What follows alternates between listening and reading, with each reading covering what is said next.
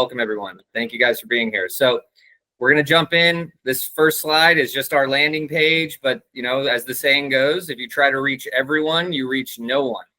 And I'm sure there's always exceptions to the rule.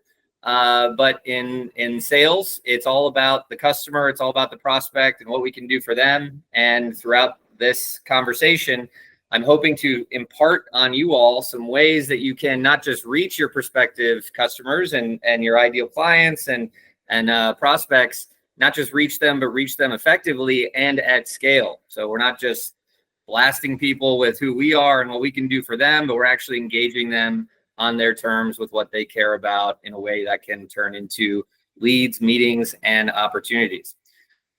So this is a quick look at our agenda. I'm going to do quick intros in a moment. We'll talk about how to scale your outreach. So before we get into perfect outreach at scale, which is around how it's the message we use, the methods, I want to look at a systematic approach. And I think that this is a system, whether it's working with a company like PeopleLinx or on your own, there are learnings here. It's a methodology that you can use to go to market. Technology companies have been following a lot of these practices for years.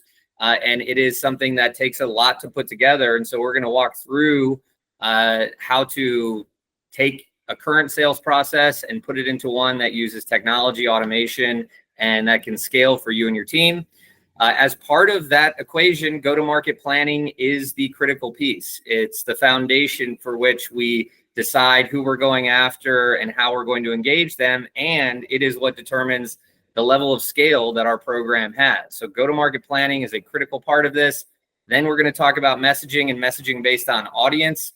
We'll look at how you can implement a system like this for your sales team and how you can get this level of high quality outreach going at scale. And then there's also another part of this, which is how you do this without breaking the rules of the internet and damaging your reputation as a sender or the reputation of your domain and your teams. And so we're going to spend some time on that. Then we'll have a quick summary, takeaways, some pro tips, things we can impart on you all. And then again, if you've got questions, you want to participate, use the chat or save it for the end and we can go live. But welcome everyone. Again, thank you for being here. Let's get this show on the road. So I am Patrick Baines, the CEO at PeopleLinx. I was an early LinkedIn employee, which is not even interesting at this point. That was so long ago, but people still like it. And that's a fact. I also am a Gartner Cool Vendor. And that was just probably one of the better accolades I could have on here for you all. And then through the years, I'm proud to say I have actually worked with hundreds of companies, executives, entrepreneurs, business leaders on their go-to-market practices. And it is very powerful for everyone at the PeopleLinx team and our clients to be able to see a kind of zoomed out bird's eye view of how so many people's go-to-market motions and programs, how their sales outreach is performing, and what the patterns are. What do we see as a pattern in terms of what gets you good high open rates, high response rates, best lead count.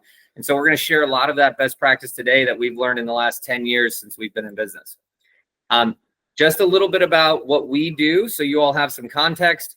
We provide the entire prospecting system for companies. So think of it as, if you have a head of demand generation supporting your sales team, they're going to be bringing together all of these resources for you, right? Your go-to-market plan, your prospect data, whether you're using Zoom info or another method, they're going to be the ones optimizing your content, your messaging.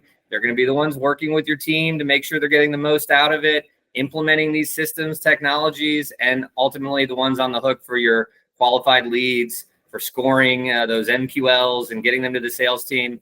And so we provide all of this and supported by our team to help companies not just go to market faster, but to get this system in a way that's turnkey and more affordable than having to hire that head of demand gen and having to go sign up for all these different tools. We provide it all under one roof. So let's take a quick look at what is the typical sales outreach process. So anybody who has been in sales before is familiar with this. This is how we've been doing it for years. You research a prospect, you reach out to them however you would like, you follow up hoping, let's see if they're interested or if I can get them interested, and you get whatever conversion rates you can get. Now, I want to comment and say there is nothing wrong with this process. In fact, I encourage salespeople to spend their valuable time prospecting. I think it's one of the most important parts of being an effective salesperson is how you identify, engage, and follow up with leads. But what we're going to propose is not an exact substitute of this, right? It's something that you can have in parallel, running in parallel to your other sales operations when you have a system like this in place. And so I encourage you all to keep doing a lot of the very targeted, effective sales efforts that you have, but you can also have a system in place that supplements and supports your success. And with that system, as we'll cover, you're going to get a lot of other benefits, not just an increase in lead flow, not just in efficiency, but you're also going to start to learn a lot about how your go-to-market motions are performing, how your sales messaging is performing, and you're going to get signals, right? Like, who is a good prospect? Who should I follow through on? So this is the typical sales outreach and lead gen process. And I'll minimize that Google box. Thank you, Mark. And now let's take a look at what a more kind of modern, scalable, that's probably the key difference here, scalable sales outreach system can start to look like. And we're going to get into this in much more detail as we go. But if you're going to close the bigger box as well on your bottom right. Oh, yes. Let me see if I can do it without leaving the meeting. How's that? Perfect. Perfect. Great. Thank you. I wasn't sure you were talking about. Good. Thank you, guys. So when you have a system like this in place, again, it's not saying, let me throw away what I'm doing or what my team is doing. It's how can I have something that is more scalable, that amplifies the team, that drives more results, and that we can, again, scale and take ourselves to market much faster. You can still do what you're doing because this isn't going to take away from that. And so we're going to dig into this again with some more examples. But when you're developing a sales outreach program that is meant to scale, go-to-market planning is a critical part. We're going to dig into that in a moment. When you have very clear targets defined and you have organized and prioritized them correctly, and we'll dig into that, you can then start to automate sales outreach. That is going to generate upfront replies, feedback, leads, people saying not interested, follow up, that kind of thing. And then we're going to have engagement data. This could be considered scored lead data when folks reach a certain level of engagement. Can also tell us, basic things like who's clicking, who's opening, who's forwarding our emails. When you have that type of data, you can do, and those upfront replies, you can do very targeted follow through. So this system requires 0 calories, 0 resources for your sales efforts, for your sales team. And once it's in place, you're getting increased prospecting, you're getting upfront activity, engagement data, and you're going to have much more targeted prospects. And so again, nothing wrong with the legacy approach. I think this is actually a valuable use of your time, but you can have a system like this running in the background with a lot of other benefits. We're going to dig into that. So as you think about go-to-market planning, we're going to go into some examples. I want to encourage you to almost get the word strategy out of your head, right? Strategy is important and it will govern a lot of the go-to-market plan. But I think when people try to think about go-to-market strategy, often it's so much to take in that it's almost paralyzing, right? You're like, well, who's our ICP? And then it's all this kind of high level, business speak. But when you create from a strategy, you create a go-to-market plan, it's something very tactical. It's something that your sales team can use. And the other misnomer here is people will see, I'll say, who's your target customer? And they'll say, well, could be any small business owner of this size. And that's what they're really referring to as their business model. They're saying, oh, we work with banks and we work with chief compliance officers and heads of compliance at banks. That's your business model. That is not your go-to-market plan. It's not your go-to-market strategy. And when you create a go-to-market plan, we're going to go through some examples, you can now scale sales activities in a much more organized, repeatable, scalable way. And when you think about how to prioritize those targets, go for the low-hanging fruit, right? Where do you have the most traction? Where do you have the best story to tell? Who needs your service the most? Who's going to get the most value out of it? And we're going to dig into that. And then we're going to go as far as how do you convey that value to them in a sales message to get them to take action and be interested. And so when you think about defining your target markets, again, what I'm talking about is not your ideal customer profile. It's not your business model. This is actually like the street view of where your sales prospecting activity is going to happen. And you have to define this very tightly. You have to think about the industry, or it can be a mixed industry, but we're going to talk about why industry matters. You're going to want to think about the size of the organization, and are they a small business with less than 50 employees, in which case the decision maker is going to be the CEO or the owner or maybe the COO. Location is going to let us know kind of where we've been and where we're going, and that we're reaching people at the right time and using the right time zone to request our meetings. And then timing, right? So I have many clients right now in financial services.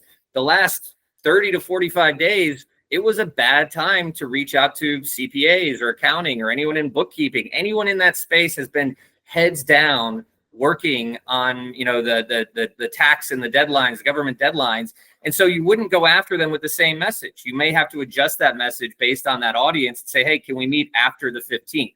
And so you want to tightly define your target markets. And that's going to let you know, once you know your audience, it will let you know, okay, what's the prospect list we need now? So we're not just grabbing a national list of chief compliance officers or CEOs. It's very organized in terms of who we're going after. And then we'll know, all right, with that audience in mind, what's the message that we want to send, right? Because we're not going to talk about ourselves. I think most of us know that at this point, that's how we lose people's attention, right? You don't go on a date and tell everyone how great you are. You don't get into a sales conversation and start pitching people. You have to get to where you have to get in their head, right? I often say at this point of the relationship, there is no relationship. They don't care about you. They don't care about your capabilities, your services, but there are things they care about. And we cannot know what those things are unless we know the audience and unless we know specifically what they care about. And I'm going to dig into some examples here. So once you know your audiences, you can start to align every aspect of your messaging, your timing, everything to them, right? European clients, we're not going to hit them on, Eastern Standard Time, right? If somebody is a law firm, we do not tell them that we work with companies like them. We work with firms like theirs. There's different language. The other thing is they care about different outcomes. Your solution may work for any medium-sized business out there, but the way that business talks about themselves and the way that they talk about their goals, again, a law firm or a financial services firm, they do not get customers. They get clients. They don't care about leads. They care about relationships. These are the things that they are looking for to grow their businesses. Now, if you're talking to a tech company, they do want a customer, right? They do want to think about leads, but that's not always the case. And we have clients going after schools, right? Schools, it's about students. Hospitality, it's about their guests. And you want to make sure that your message is 95%, literally 95% about the target that you're reaching out to. You don't want to mislead them. You want them to know what you do, but you want them to know about it in the context of what they care about. And that's going to change. And that's a really important piece of this. And then the next piece is credibility, right? Like if I reach out to a law firm and tell them that I work with IBM and Coca-Cola and, the New York Yankees, they don't care. They're going to go, well, this isn't for us. But if I tell them I've worked with law firms in the AmLaw 50, they're going to go, okay, well, this is a thing. Let me find out what these folks are doing. So once you've defined your audience, now you can start to not just align your message, but what's the page that you want to send them to show that credibility? Do you have a case study that matches up with them? Does that case study talk about those outcomes as well? And then, as you guys know, if you've been in sales long enough, it's going to be about, do we even have the references? Can we speak this? Can we talk the talk when we're on the call with them and be able to close the deal versus just generating a lead? And all of these things are going to come into play and be important. So you have to know your audience. There's nothing wrong with mixed industries and having a broad audience, by the way, that may be a fit for some organizations. But your job as salespeople will be significantly easier the more you know that audience. I can't tell you how many leads come in for us every month. We get about 50 to 70 leads between two reps that are coming in from the same system we're going to go through now. And those folks will say, well, I took the meeting because you said these things, and most people don't say those things. And so it's all about the audience. It's all about what they care about. And the last piece I'll put on this part is you don't want to tell them almost, I said 95% of it has to be about them. 5% of it can be about what you can do for them. But if you start talking about your solutions, how it works, your capabilities, you start to have a long-winded email that's not about things they care about, in general, you've lost them, right? It's that comes later. That comes when they say, how can you do that for me? We need to get them interested. And that doesn't happen by telling them everything. If we tell them everything, they have no reason to talk to us. So we're going to get into this in a little bit more detail as we go. But as you start to scale up your outreach, you can't ever go from 0 to 100. And for anyone who's ever used an outreach tool, you can think about tools like HubSpot, SalesLoft, Outreach, Reply.io, PeopleLinx, any of these tools. They will let you literally run into a brick wall. You can log in, create an account, upload 1,000 contacts, and get locked out of your email account and never have a program that works. Or you could try to do it at a small scale and then end up with really poor deliverability or really poor response rate and say, well, that didn't work for me. It just didn't work. Well, that's because the devil's in the details. There's a lot of work you have to do, not just behind the scenes, but in the way that you ramp up your outreach to ensure you're building a positive reputation as a sender. And as a kind of data point for everybody, whether you're on Outlook or G Suite, you're not really ever going to want to engage more than 100 or 125 prospects per day. Those emails are coming out from your primary email account. They have to go out every 3 to 5 minutes when you're fully ramped up. And if you start to do more outreach than that, it's going to signal to the internet that these are not real emails between real people. Mark's email's been hacked.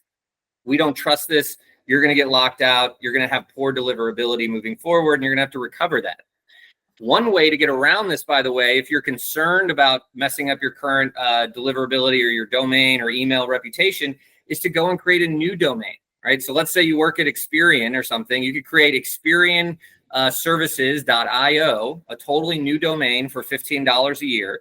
Then you could go spin up a G Suite account for $10 a month.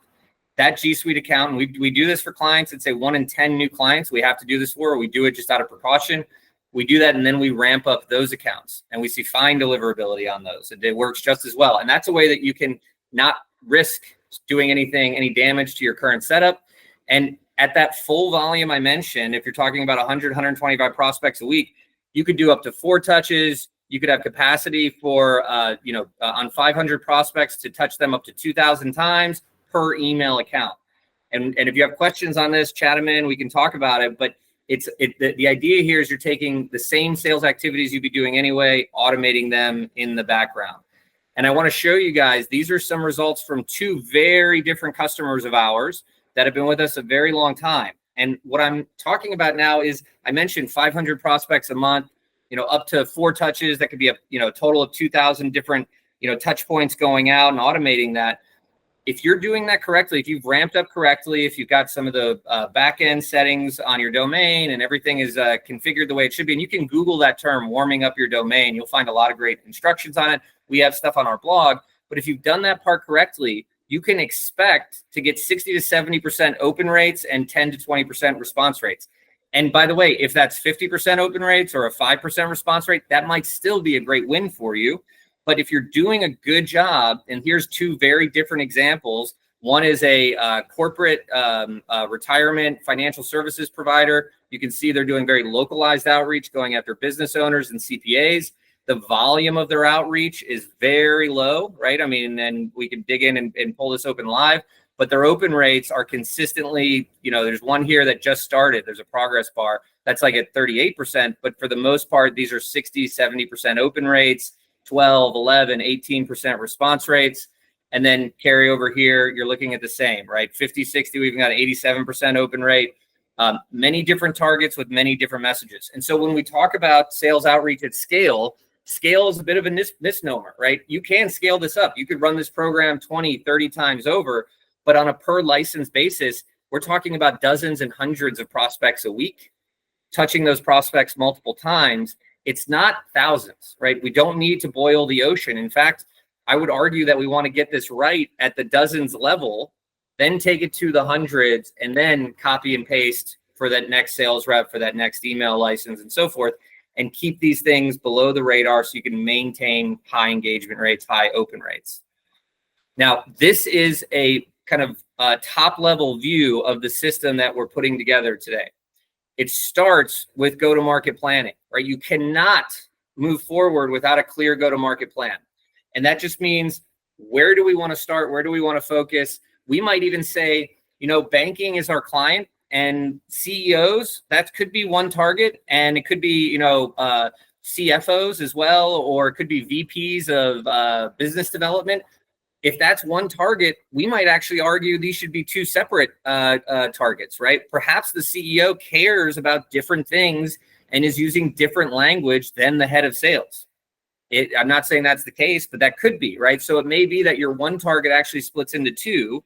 And we see this all the time in the financial services retirement solution space, where they're reaching out to companies, but it could be the CEO, the COO, but ultimately it's the CFO and the head of human resources, CHRO, that are driving these decisions. But those are different audiences, right?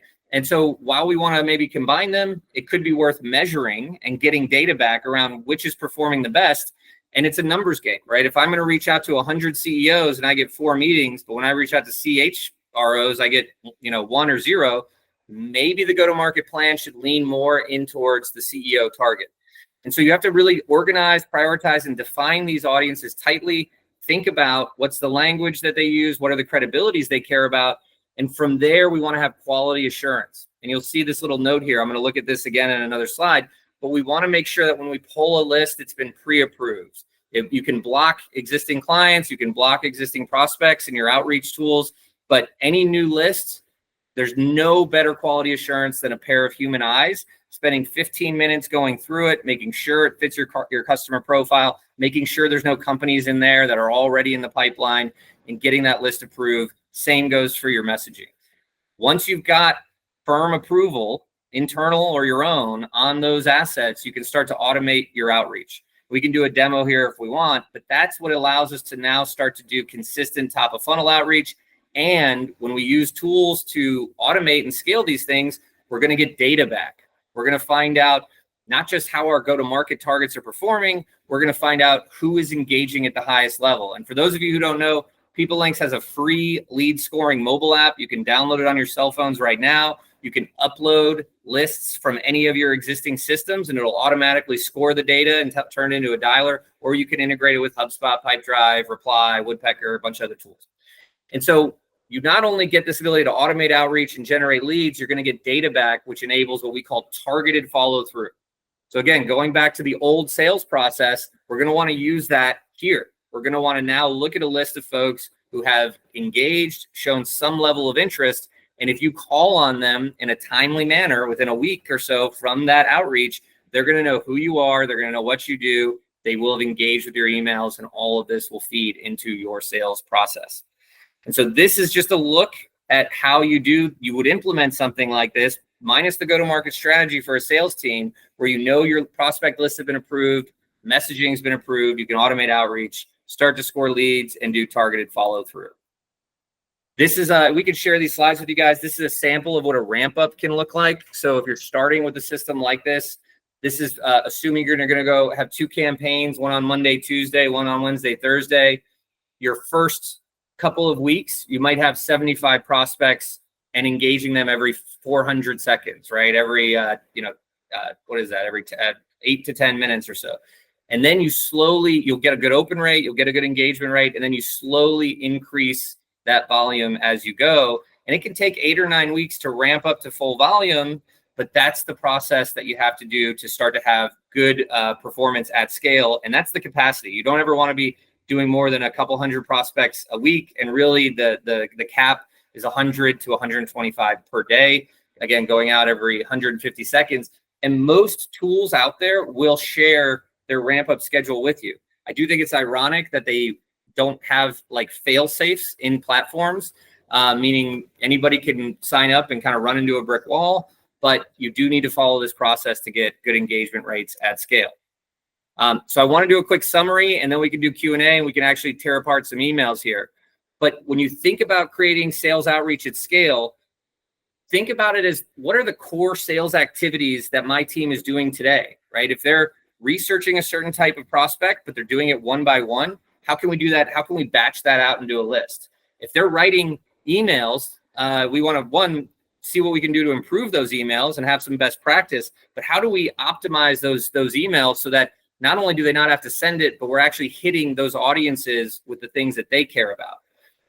And this is a systematic approach to prospecting. And it's not do this in lieu of manual, intelligent, very personal targeted outreach that you can do on your own, but you can take this approach and have your manual outreach happening and with your scored leads and everything. This doesn't take away resources from your sales team.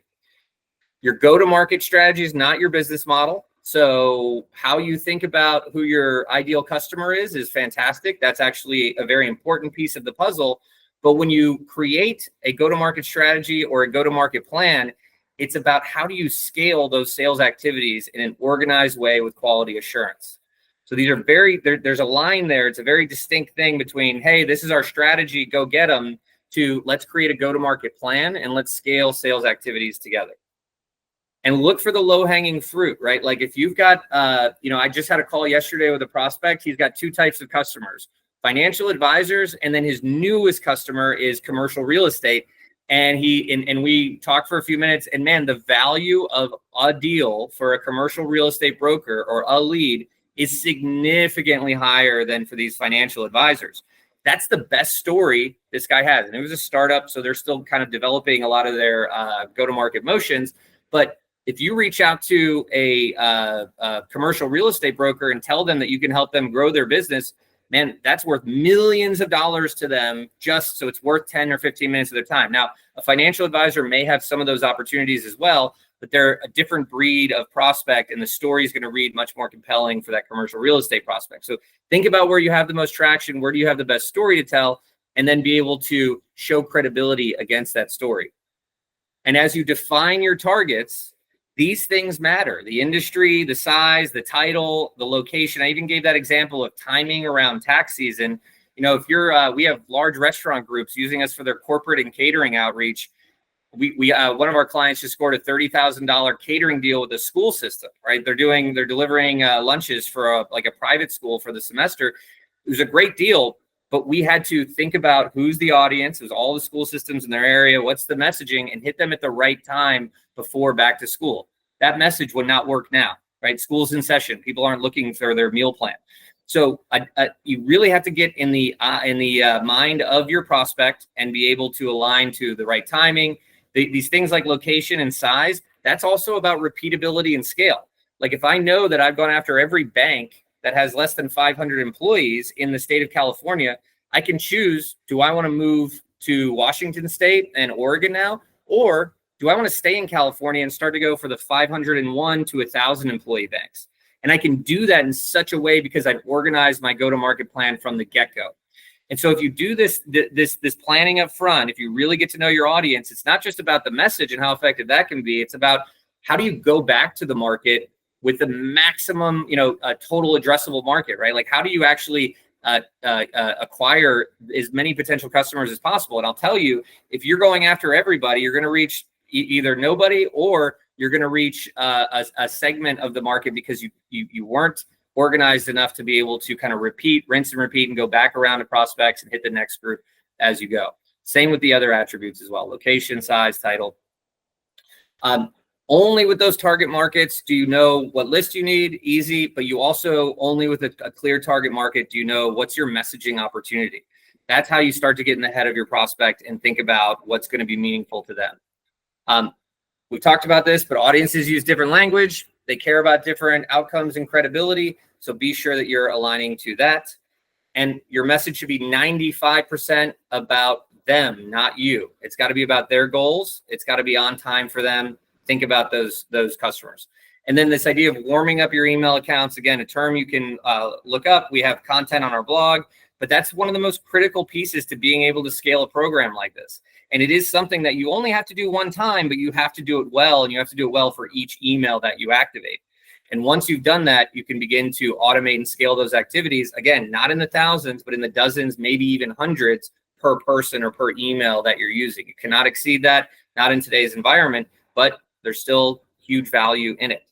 And then if you would like to have an evaluation of your current process, your current message, Ashley at PeopleLinx.com. Actually, I'm wondering if anybody sent in an example. I'm also happy to pick it apart if you have or have not, but feel free to jump in here with questions if you'd like.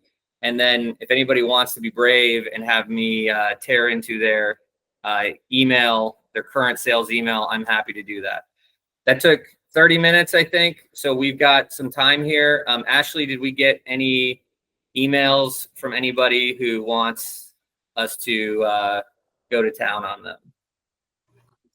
No emails yet, but we do have a question from Mark. He just wanted to confirm that you said 125 emails per day, per week will never negatively affect your spam filters. So maybe we can spend some more time there. Yeah, it's not that to get there, you have to start at like 25 a day and have them spread out. I've heard different numbers. That's why I'm kind of curious about this, because talking to my marketing teams about this very topic, it's like, look, I want to, and I think what you're advocating is spot on. It's define the message to the key persona that you're trying to sell to and it might be a couple of different personas and there's going to be different messaging there. But I think it's interesting because I've heard various numbers being thrown out as what will trip a spam filter. And, we want to be thoughtful about who we're reaching out to and how we're talking to them. But I along this whole concept of building at scale, I want to do more of it, and so the 125 was intriguing to me. I wanted to just see if you could talk a little bit more about that. Yeah. I mean, it's not that you need to get there for every account, but that's the cap, right? So I would never engage more than 125 prospects a day with a personal email account. Yep. And to get there, it's really about your reputation as a sender. So the traffic coming from any email account is being monitored. And if Mark sends 25 more emails within the next 20 minutes, you're out. You're locked out of your email account. But if Mark sends 25 over the next 6 hours, and you get a good open rate and a good engagement rate on them, you're going to get a green light from the internet or from your email client says, hey, these look legit. Mark's just sending some more emails today. We're good. And then the next day there's a follow-up and it's 25 again. And over a week or two, you now have the authority to engage 25 more prospects, which now we can move on. And if we did a good job on the target and the message and we know it's working, now we can bump that up to 50 in the next week and get a good and earn that next level of reputation and the next level of reputation and so forth. All of it matters that you have to get it right at a small scale, right? You have to get it right for those first 25, those first 50, see a good open rate, see a good engagement rate. And then from there, you can earn that reputation. But 125 per email account is the absolute cap. I do think one version of best practice for a lot of people in this space is to not run this campaign style, but to have a campaign in which a salesperson can launch an individual or a small group of prospects, call it 10 or 15 on their own, and then have the benefit of the sequence that is following up with those prospects over time. There's still going to be lift there, right? You're still going to get data back on how does this one sequence do that, we provided to the reps, but we let them kind of manually add in smaller batches of prospects and they'll stay below the radar and you give them some guardrails. But yeah, it's also a bit of a moving target. Candidly, there were tools like Outreach that would tell you 2 years ago you can have 5,000 contacts in a day through your Outlook account, right? And that got pulled back on this past January. Now we have never exceeded the volumes that I'm showing you. I mean, literally in 10 years of business. We learned it actually in the first 6 months. We learned the hard way, but since then we've always practiced very targeted, very personalized outreach. And in fact, like if I show you an example client, you'll see they'll have 8 or 9 different campaigns going with 50 different contacts on each one per day, with different emails, and that's good. I mean, that's like enough for them to feed off of the quote unquote mailbox money.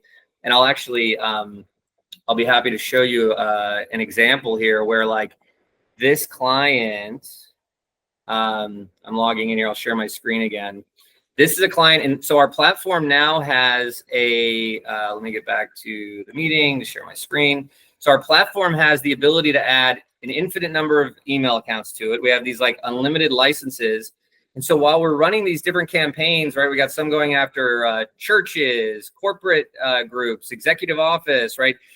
There's also a centralized inbox here. So instead of it becoming unwieldy, we've now got a place where I can come in here and go, show me all the interested responses, right? And this is a client who right here has got 60 interested responses coming in. They've actually been running their program for a much longer time. But it's a way that you can have kind of a hack around the amount of emails that are going, but then not have to have like multiple inboxes and be tracking all of those responses. How about, and I'm curious your thoughts on using LinkedIn in the same way. So like LinkedIn messaging and, InMail and all that. I'm weary of LinkedIn automation because they're pretty strict on it, and we experimented with a couple tools through the years, and our guinea pigs like got locked out pretty quickly. And so I do think there are some people who have kind of figured it out, but our approach to LinkedIn is, I mentioned we've got this lead scoring application. It identifies the top engaged prospects. It sends you alerts right on your mobile phone or to your email. And then from the lead scoring, you can not only, rank who's the top engaged or the most recent, it's then click to engage on LinkedIn. And so then manually, you can go right to a top engaged prospect, send them a connection request, send them a message and so forth. But I think that's just a more slippery slope to start to throw automation at LinkedIn.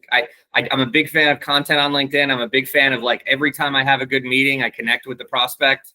Those types of activities I think are really critical or valuable, I should say. But I wouldn't bet on LinkedIn. I mean, there's even a cap on connections, right? Like you can't just be adding thousands of people as connections without having to like later go and disconnect. And it's just it can get a little unwieldy. Right. Awesome. Thank you. Yeah. So showing I'm old school here, but if we're limited to 125, and let's say realistically, we're going to do 30 emails a day in a program, and I'm going after big fish also. I find it's better for me to call and try to talk to the person, which never usually happens unless it's a referral, and then send the email. What's your thought process on smiling and dialing and using the system? You're spot on, Skip. So when I talk about that, this is what you're doing, right? And I think this is what you actually want to be doing. But the approach that we're taking is something that you can be running in parallel, right? So, and if you have a really well organized go-to-market plan, it could be that, hey, I'm calling on these organizations for me in the East Coast. That's my territory. That's where I'm going to focus on my outreach. But I also want to have a system going on the West Coast where I'm going to go after this, using automation. And it's kind of like, I'm going to, it's just coming up with an analogy on the fly, but it's like the tortoise versus the hare, right?